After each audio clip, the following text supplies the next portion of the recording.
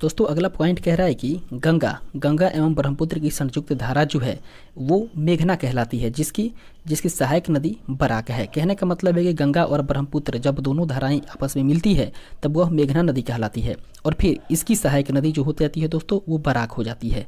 जबकि ब्रह्मपुत्र नदी पर असम में विश्व का सबसे बड़ा नदी द्वीप माजुली द्वीप स्थित है। कहने का मतलब है कि विश्व का सबसे बड़ा द्वीप कौन सा है दोस्तों, वो है माजुली द्वीप। और माजुली द्वीप कौन बनाता है दोस्तों, तो ये ब्रह्मपुत्र नदी बनाती है।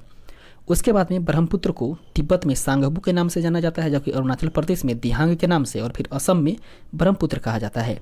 कहने का मतलब है कि 3 जगह पर 3 नाम से ब्रह्मपुत्र नदी को पुकारा जाता है। ब्रह्मपुत्र नदी जब तिब्बत में रहती है तो उसे सांगपो के नाम से जानते हैं, और जब यही ब्रह्मपुत्र नदी अरुणाचल प्रदेश में आती है तो इसका नाम बदल करके दिहांग हो जाता है, और जब असम में जाती है तो इसका नाम ब्रह्मपुत्र हो जाता है। इसके बाद बात करें तो नदी के द्वारा लाए गए अवसाद का जमाव जब मुहाने पर होता है तो डेल्टा का निर्माण होता है।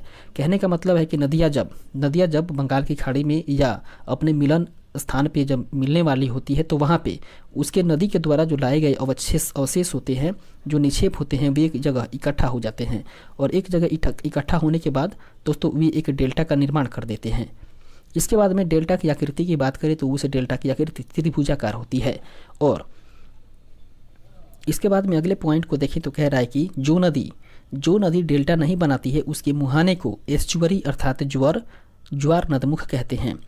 उसके बाद में नर्मदा नदी जो है वह ज्वार नदमुख का निर्माण करती है, और कावेरी गंगा महानदी नदियाँ जो है वो डेल्टा बनाती है।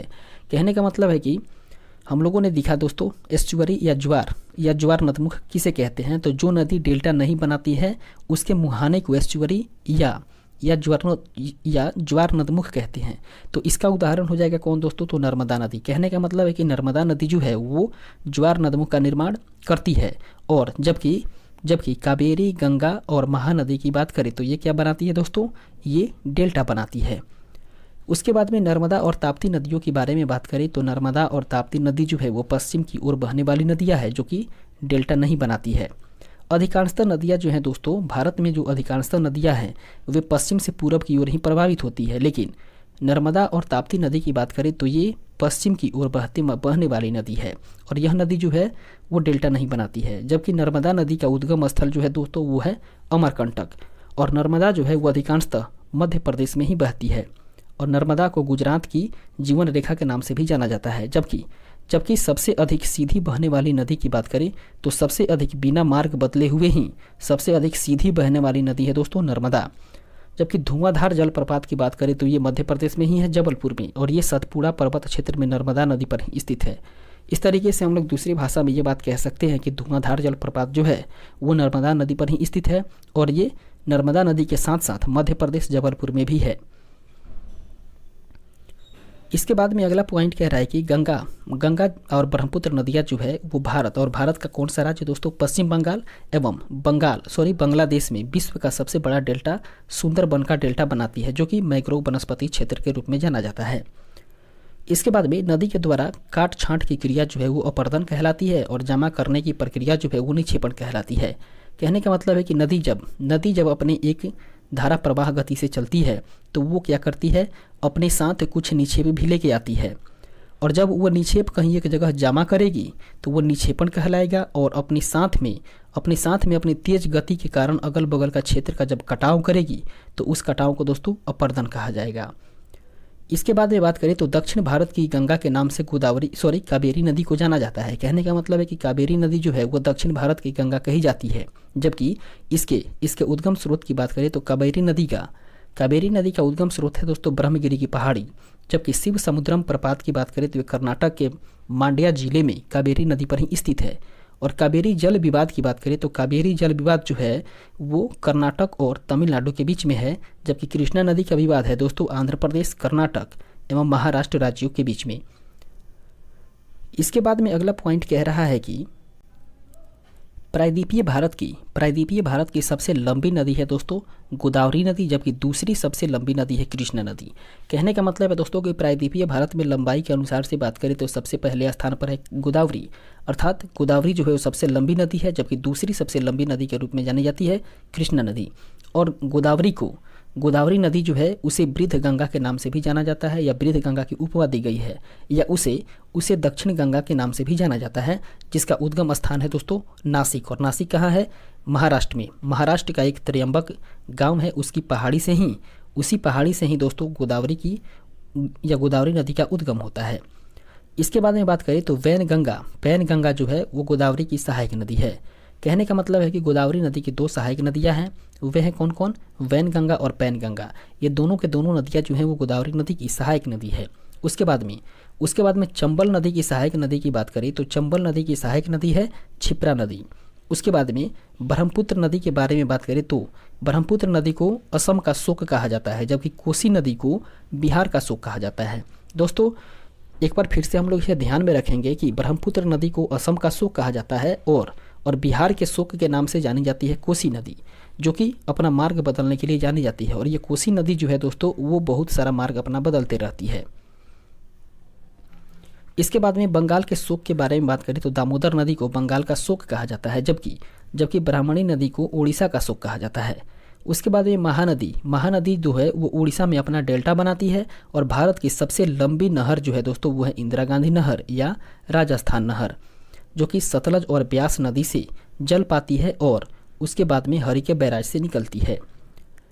दोस्तों मिट्टी के अध्ययन की बात करें तो मिट्टी के अध्ययन को पेडोलॉजी कहा जाता है, जबकि झीलों का अध्ययन को लिम्नोलॉजी कहा जाता है। वहीं चट्टान के अध्ययन को पेड्रोलॉजी कहते हैं, जबकि भारत की ऊंची झील चोलामू में स्थित है।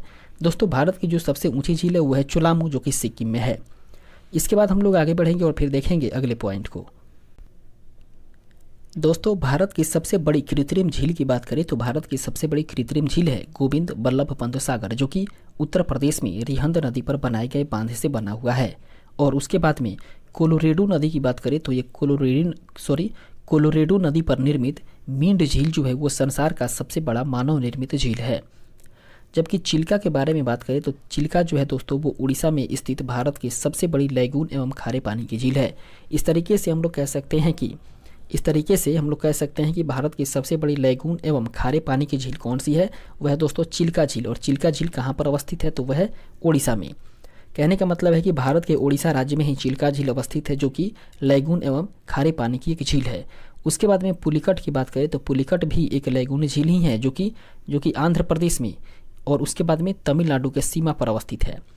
दोस्तों पुलिकट झील जो है वो एक लैगून झील है और ये आंध्र प्रदेश और तमिलनाडु के सीमा पर अवस्थित है।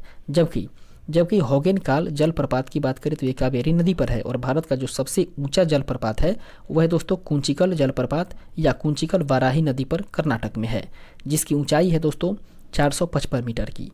इसके बाद में बात करें तो सर्वाधिक उपजाऊ एवं सर्वाधिक मात्रा में पाए जाने वाली मिट्टी कौन सी मिट्टी है? वह दोस्तों जलोढ़ मिट्टी, जिसे कि दोमट मिट्टी के नाम से भी जानते हैं। कहने का मतलब है कि ये जलोढ़ मिट्टी या दोमट मिट्टी जो है वो सबसे अधिक उपजाऊ होती है, वो सबसे ज़्यादा फर्टाइल होती है और ये सबसे अधिक मात्रा में ये मिट्टी पाई जाती है, जिसमें कि फसल जो है वो बहुत अच्छी प्रकार से होती है, उपज काफ़ी उन्नत होता है, जिसमें कि गेहूँ एवं धान की फसल काफ़ी मात्रा में उत्पादित होता है। उसके बाद में जलोढ़ मिट्टी में बात करें तो जलोढ़ मिट्टी में पोटास, चूना एवं जैव पदार्थों की प्रचुरता होती है और इसके साथ साथ नाइट्रोजन, फास्फोरस और ह्यूमस की कमी पाई जाती है। कहने का मतलब है कि जो जलोढ़ मिट्टी है या जलोढ़ मिट्टी को ही हम लोग दोमट मिट्टी के नाम से भी जानते हैं, तो ये जलोढ़ मिट्टी या फिर दोमट मिट्टी जो है इसमें पोटास, चूना और जैव पदार्थों की प्रचुरता पाई जाती है, जबकि नाइट्रोजन और फास्फोरस और इसके साथ साथ में ह्यूमस अर्थात नमी की कमी पाई जाती है। इसके बाद में बात करें तो जो पुरानी जलोढ़ मिट्टी है उसको बांगर कहा जाता है और नवीन जलोढ़ मिट्टी को खादर कहा जाता है। दोस्तों काली मिट्टी का निर्माण जो है वो ज्वालामुखी से निर्मित बेसाल्ट चट्टानों से ही हुआ है। उसके बाद में कपास की खेती के लिए काली मिट्टी ही उत्तम होती है, जिसे कि रेगुर मिट्टी के नाम से भी जाना जाता है। इसके बाद में काली मिट्टी की बारे में बात करें तो काली मिट्टी जो है दोस्तों वो महाराष्ट्र, मध्य प्रदेश, गुजरात, आंध्र प्रदेश और कर्नाटक में अधिक मात्रा में पाई जाती है, जबकि काली मिट्टी में नमी धारण करने की क्षमता जो है वो अधिक होती है। उसके बाद में लौह ऑक्साइड की अधिकता वाले बात करें तो लौह ऑक्साइड की अधिकता के कारण ही लाल मिट्टी का रंग जो है वो प्रायः लाल होता है। इस तरीके से लाल मिट्टी जो है वो प्रायः उर्वरता विहीन अर्थात बंजर भूमि के रूप में पाई जाती है और चूने का इस्तेमाल करके इसकी उर्वरता को बढ़ाई जा सकती है। कहने का मतलब है कि जो दोस्तों ये लाल मिट्टी जो है वो एक तरफ से तो वो बंजर भूमि है, उसमें ज़्यादातर फसलें उत्पादित नहीं होती है, लेकिन उसे उर्वरता या उसे उर्वरक बनाने के लिए उसमें हम लोग चूने का इस्तेमाल करते हैं, अर्थात चूने का छिड़काव करेंगे तो वो क्या होगा दोस्तों, वो लाल मिट्टी जो है वो थोड़ी बहुत उपजाऊ हो जाएगी। इसके बाद में अगला पॉइंट है कि लाल मिट्टी जो है वो मुख्य रूप से प्रायद्वीपीय भारत जैसे कि आंध्र प्रदेश और तमिलनाडु के क्षेत्रों में पाई जाती है। जबकि लेटराइट मिट्टी के निर्माण की बात करें तो लेटराइट मिट्टी का निर्माण जो है वो अधिक वर्षा वाले क्षेत्रों में सैलों के टूट फूट करके जल के साथ चूना और सिलिका में या सिलिका के निछालन से ही होता है या हुआ है। उसके बाद में चाय के बारे में बात करें तो चाय की खेती के लिए लेटराइट मिट्टी ही उत्तम मानी जाती है और इसमें आयरन एवं सिलिका उपयुक्त मात्रा में होती है। जबकि भारत की जलवायु की बात करें तो भारत की जलवायु जो है वो उष्णकटिबंधीय मानसूनी जलवायु है।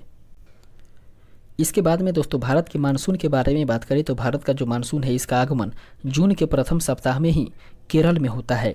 जबकि भारत में अधिकांश वर्षा वाला क्षेत्र है दोस्तों, या भारत में सबसे अधिक या अधिकांश वर्षा से दोस्तों वो दक्षिण पश्चिम मानसून के कारण ही होता है, जिसका सर्वप्रथम आगमन केरल में जून के प्रथम सप्ताह में होता है।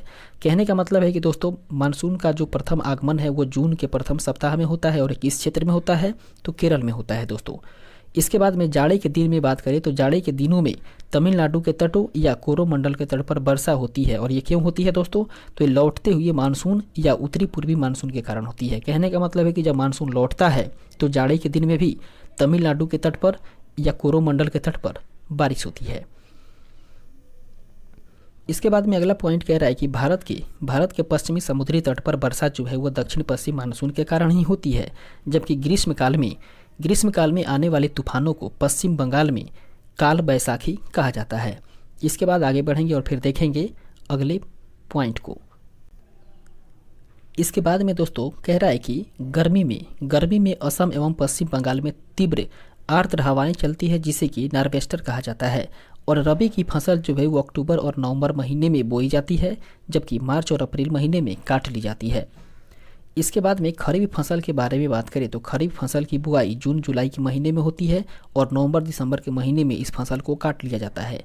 इस तरीके से बात करें तो गेहूं, जौ, चना, मटर, सरसों, आलू, राई आदि जितने भी हैं ये सभी के सभी रबी फसल के उदाहरण हैं। जबकि धान, गन्ना, तिलहन, ज्वार, बाजरा, मक्का, अरहर इत्यादि ये सभी जो हैं वो खरीफ फसल के उदाहरण हैं।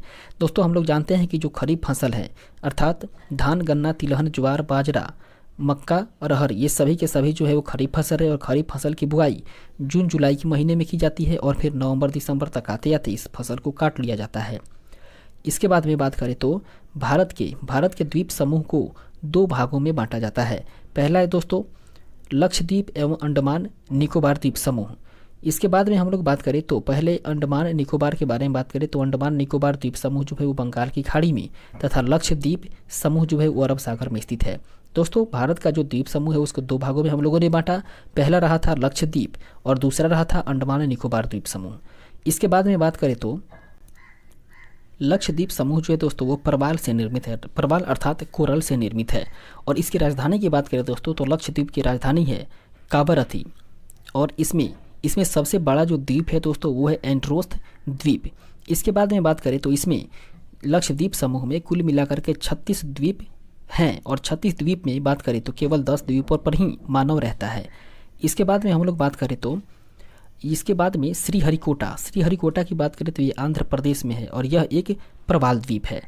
दोस्तों प्रवाल द्वीप के बारे में बात करें तो प्रवाल द्वीप आंध्र प्रदेश में है जिस पर कि श्रीहरिकोटा है। उसके बाद में लक्षद्वीप की राजधानी की बात करें तो लक्षद्वीप की राजधानी है कावरत्ती और लक्षद्वीप में कुल मिलाकर के द्वीपों की संख्या 36 है और इन 36 द्वीपों में से 10 ऐसे द्वीप हैं जिसपे कि मानव रह सकता है। इसके बाद में 8 डिग्री चैनल की बात करें तो 8 डिग्री चैनल जो है वो मिनिकॉय को लक्षद्वीप से अलग करती है, जबकि 9 डिग्री चैनल है वह दोस्तों लक्षद्वीप एवं मिनिकॉय को अलग करती है। इसके बाद में हम लोग बात करें तो लक्षद्वीप समूह का सबसे बड़ा द्वीप जो है वो है एंड्रोथ और लक्षद्वीप का सबसे छोटा द्वीप है दोस्तों बिट्रा। जबकि लक्षद्वीप के लोग जो है वो मलयालम भाषा बोलते हैं और अंडमान निकोबार द्वीप समूह जो है वो एक ज्वालामुखी के द्वारा निर्मित द्वीप है। जबकि अंडमान निकोबार द्वीप समूह में बात करें तो कुल मिलाकर के 572 द्वीप हैं। इस तरीके से दोस्तों अगले पॉइंट को देखें तो अगले पॉइंट को देखें दोस्तों, तो अगला पॉइंट कह रहा है कि 10 डिग्री चैनल। 10 डिग्री चैनल, और सबसे पहले बात करें तो अंडमान निकोबार द्वीप समूह में कुल मिलाकर के 572 द्वीप हैं, और 572 द्वीप के बाद में बात करें तो 10 डिग्री चैनल जो है वो अंडमान को निकोबार से अलग करता है, जबकि ग्रेट चैनल जो है वो सुमात्रा द्वीप जो कि इंडोनेशिया में है उसको ग्रेट निकोबार से अलग करता है। इस तरीके से हम लोग कह सकते हैं दोस्तों कि ग्रेट चैनल जो है वो इंडोनेशिया को भारत से अलग करता है। उसके बाद में अंडमान निकोबार की राजधानी कहाँ है दोस्तों, तो अंडमान निकोबार की राजधानी है पोर्ट ब्लेयर में, और पोर्ट ब्लेयर जो है वो दक्षिण अंडमान में स्थित है, और यहीं सेलुलर जेल भी है, और इसी सेलुलर जेल में दोस्तों काले पानी की सज़ा दी जाती है, और यहीं पर वीर सावरकर एयरपोर्ट भी है। इसके बाद में हैवलॉक द्वीप की बात करें तो हैवलॉक द्वीप का नाम बदल करके अब स्वराज द्वीप कर दिया गया है, जबकि राष्ट्र द्वीप का नाम बदल करके सुभाष चंद्र बोस द्वीप किया गया है। वहीं नील द्वीप की बात करें तो नील द्वीप का भी नाम परिवर्तित हुआ है, और इसका नाम परिवर्तित करके शहीद द्वीप कर दिया गया है, और ये सभी के सभी जो हैं वो दक्षिणी अंडमान में स्थित हैं। इसके बाद में अब्दुल कलाम द्वीप की बात करें तो अब्दुल कलाम द्वीप का नाम बदल करके व्हीलर द्वीप किया गया है, जो कि ओडिशा से 150 किलोमीटर के दूर बंगाल की खाड़ी में स्थित है। उसके बाद में कोको स्ट्रेट या कोको चैनल की बात करें तो कोको द्वीप जो कि म्यांमार में एवं उत्तरी अंडमान को अलग करता है। इसके बाद में अंडमान निकोबार द्वीप समूह को मरकत द्वीप अर्थात एमरोल्ड आइलैंड भी कहा जाता है। दोस्तों अंडमान निकोबार की जो सबसे ऊंची चोटी है वो है दोस्तों सैडल पीक, जो कि उत्तरी अंडमान में स्थित है। इसके बाद में नारकोंडम जो है वो नारकोंडम द्वीप जो है वो उत्तरी अंडमान की पूर्व में है, जबकि अंडमान निकोबार की दूसरी सबसे ऊंची चोटी जो है वो है दोस्तों माउंट थुलियर, और ये माउंट थुलियर जो है दोस्तों वो कहाँ है, तो ये ग्रेट निकोबार पर है। उसके बाद में डंकन पास के बारे में बात करें तो डंकन पास जो है वो दक्षिणी एवं लघु अंडमान के बीच में स्थित है, जबकि ओंग जो है वो एक छोटा अंडमान द्वीप की जनजाति है। इस तरीके से हम लोग कह सकते हैं कि ओंग जो है वो क्या है दोस्तों, एक जनजाति का नाम है, और ये कहाँ रहती है, तो ये रहती है दोस्तों छोटा अंडमान द्वीप में। उसके बाद में सोमपेन की बात करें तो सोमपेन जो है वो निकोबार द्वीप की जनजाति है, जबकि भारत का एकमात्र सक्रिय ज्वालामुखी की बात करें तो वह है दोस्तों बैरन द्वीप, और ये मध्य अंडमान में या मध्य अंडमान के पूर्वी भाग में स्थित है। इसके बाद में हम लोग पंबन द्वीप के बारे में बात करें तो पंबन द्वीप जिसे कि आदम ब्रिज भी कहा जाता है, और ये पंबन द्वीप जो है वो आदम ब्रिज का ही एक भाग है। उसके बाद में आदम ब्रिज या राम सेतु की बात करें जिसे कि रामेश्वरम भी कहा जाता है, ये कहाँ है दोस्तों, ये है तमिलनाडु में। और पंबन द्वीप के अंतिम छोर जो है वो धनुषकोडी से श्रीलंका के मन्नार द्वीप तक है। दोस्तों इस तरीके से हम लोग ये ज्योग्राफी से संबंधित जो महत्वपूर्ण जानकारी रहा था उसे हम लोग पूर्ण रूप से कवर किए हैं, और फिर इसके साथ ही अपने सेशन को आज यहीं पे हम लोग ख़त्म करेंगे, और फिर जब मिलेंगे अगले सेशन में तो हम लोग जानकारी प्राप्त करेंगे अगले टॉपिक को। इस पुस्तक को दोस्तों हम लोग छोटे छोटे टॉपिक में करके ख़त्म करेंगे, क्योंकि ये पुस्तक जो है वो बेहद ही महत्वपूर्ण है किसी भी एग्जामिनेशन पॉइंट ऑफ व्यू से, और इसके एक एक लाइन जो है वो किसी न किसी एग्जाम में पूछा गया है और पूछने की संभावना भी है। तो इस तरीके से हम लोग इसे छोटे छोटे टुकड़ों में करके एकदम आहिस्ता आहिस्ता हम लोग इसे पढ़ने का प्रयास करेंगे, और फिर मिलेंगे हम लोग अगले सेशन में। तब तक के लिए धन्यवाद।